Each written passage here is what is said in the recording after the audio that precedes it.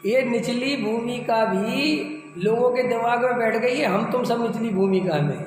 चौथे गुण स्थान के सारे को नीचे निचली भूमि। अरे भाई निचली भूमिका के बहुत अर्थ हैं।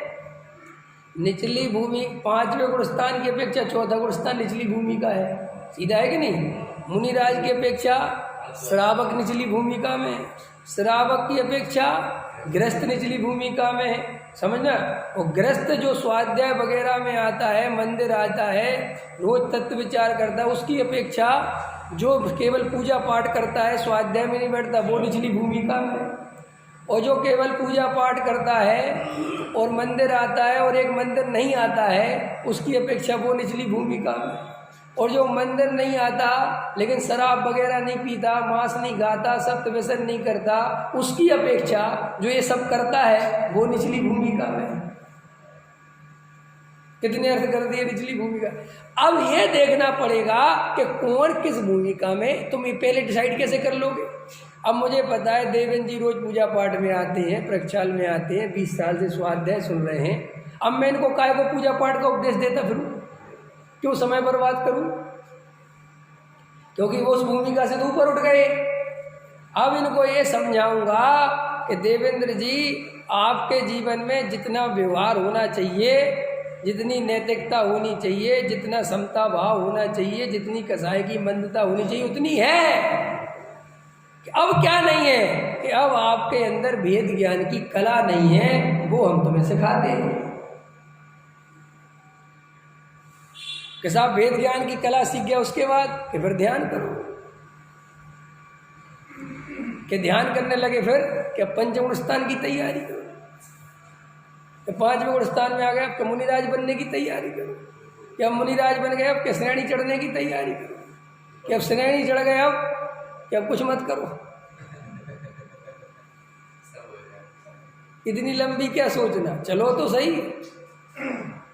सारी कहानी, सारा सफ़र तेरा और मेरा पहले से चौथे तक का है, उसके बाद तो तेरा और मेरा सफ़र अपने आप होगा।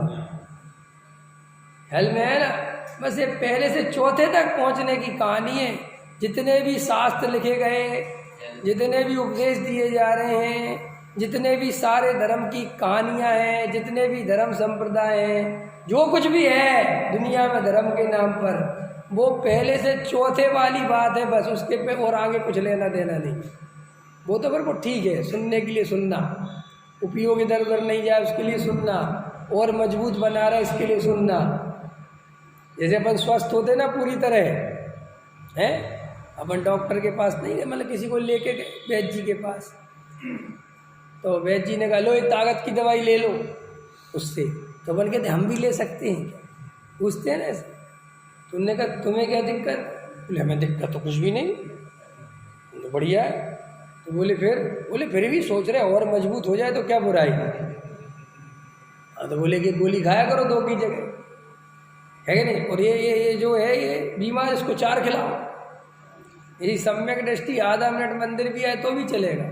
अब तुम लोग को ये बात बड़ी खतरनाक लगती है, इसमें घबरा जाते हो तुम बहुत ज़्यादा, कितने से मत कहो। तुम्हारे दिमाग में क्या है, सम्यक दृष्टि को ज़्यादा मंदिर आना चाहिए, सम्यक दृष्टि को ज़्यादा मंदिर।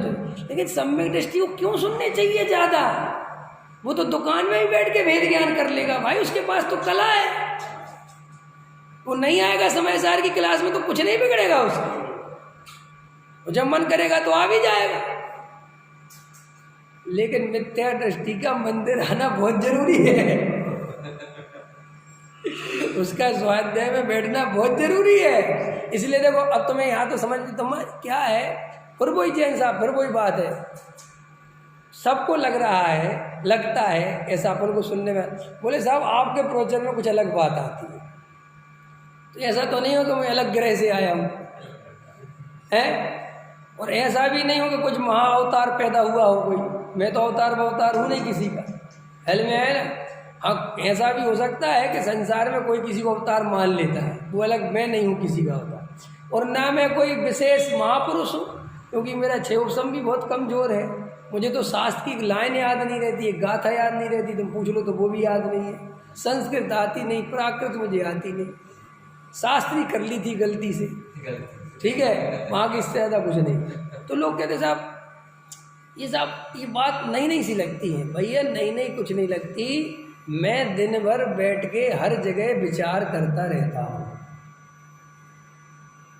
सारा रिजल्ट उसका है। हर चीज़ पे मैं विचार करता हूँ। जैसे निचली भूमिका आई तो मैंने विचार किया होगा उस पर बहुत, ये कहाँ तक जा सकती, इसका क्या अर्थ हो सकता है। हल में है ना, सप्त व्यसन आए, अन्य अनीति बक्षाई, सम्यक दृष्टि आया, मिथ्या दृष्टि आया, मुनिराज आए, जंगलवासी वनवासी, इसका अर्थ क्या हो सकता है। मुनिराज जंगल में रह सकते कि नहीं रह सकते, इसका अर्थ कहाँ तक लेना। ये जब तक तुम विचार नहीं करोगे तब तक ऐसी क्रांति नहीं होगी जैसी मेरे अंदर चल रही है।